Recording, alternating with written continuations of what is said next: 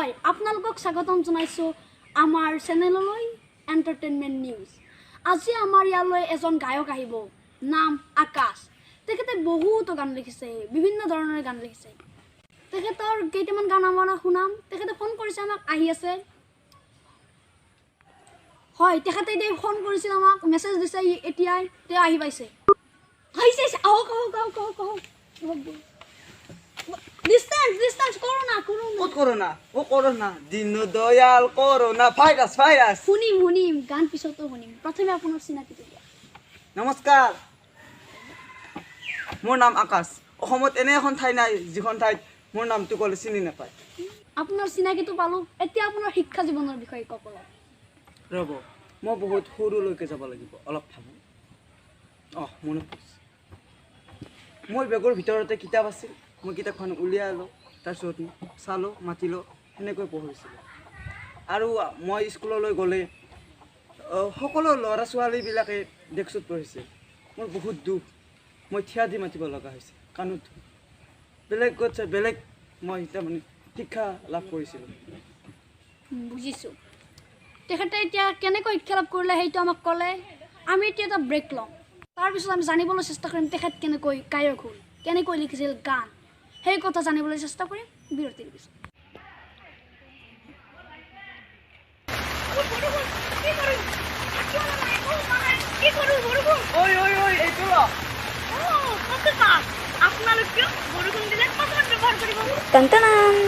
বিৰতিৰ পিছত পুনৰ স্বাগতম জনাইছোঁ আমাৰ চেনেললৈ এণ্টাৰটেইনমেণ্ট নিউজ।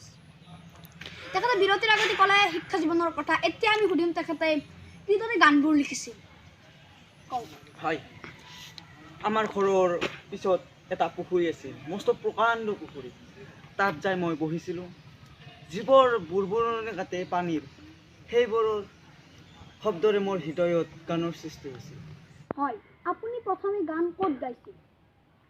মই প্ৰথমে গান লেট্ৰিনত বা বাথৰুমত শিকিছিলোঁ, আৰু অন্যান্য বেলেগ মানুহ নথকা ঠাইত মই গান পৰিৱেশন কৰিছিলোঁ। বুজিছোঁ। মানে আপুনি অকলশৰে গান গাইছিল, মানে বাহিৰ কেতিয়া হ'লে, মানে মঞ্চত কেতিয়া উঠিলে? মই মঞ্চত উঠিলে মানুহবোৰ আকৰ্ষিত হয়। টোপনিৰ পৰা উঠি মানুহ কামলৈ যায়, আৰু মই মঞ্চত উঠিলে মানুহবোৰ বিভিন্ন ধৰণৰ মোক উপহাৰ দিয়ে। ধৰণৰ চেণ্ডেল, কিন্তু দুপাত নহয়, এপাতহে। আৰু বিভিন্ন ধৰণৰ শাক পাচলি দিয়ে, যেনে ধৰক বিলাহী হওক, আলু হওক। চেণ্ডেল, মই সেই চেণ্ডেল আজিও পিন্ধি আহিছোঁ। আপুনি কেনেদৰে এই গানবোৰ শিকিছিল বা ক'ত কেনেকৈ গাইছিল সেইবোৰ আমি জানিলোঁ। এতিয়া বহুতো ছ'চিয়েল মিডিয়াত মেছেজ আহি আছে, গান গাব দি আছে। মই দুটামান পঢ়ি দিছোঁ। হৰ্গেশ্বৰ দাসে লিখিছে, তেখেতে আমাৰ গাঁৱলৈ আহিছিল গান গাবলৈ। মই তেখেতক এডাল ৰংচঙীয়া চেণ্ডেল দলিয়াইছিলোঁ। আৰু হৰকান্ত মহন্তই দিছে, তেখেত আমাৰ গাঁৱলৈও আহিছিল, কিন্তু মই তেখেতক বিলাহী মাৰিছিলোঁ 3টা। সঁচা নেকি? হয়, মোক সকলোৱে মৰম কৰে। আপুনি এটা গান মাৰি দিয়ক।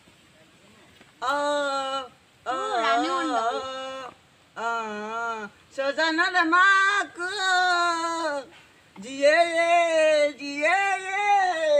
আয়ু জিয়ে কানৰে পিপি। ভাল হৈছে আপোনালোক কমেণ্ট আহিছে। তেখেতক আমাৰ গাঁৱলৈ আৰু মাতিছোঁ 2যোৰ চেণ্ডেল এইবাৰ। ভালে হ'ব।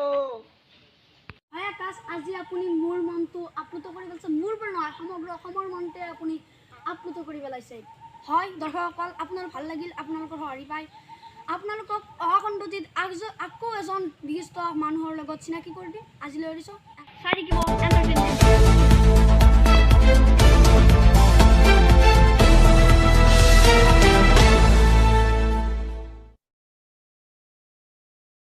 নমস্কাৰ।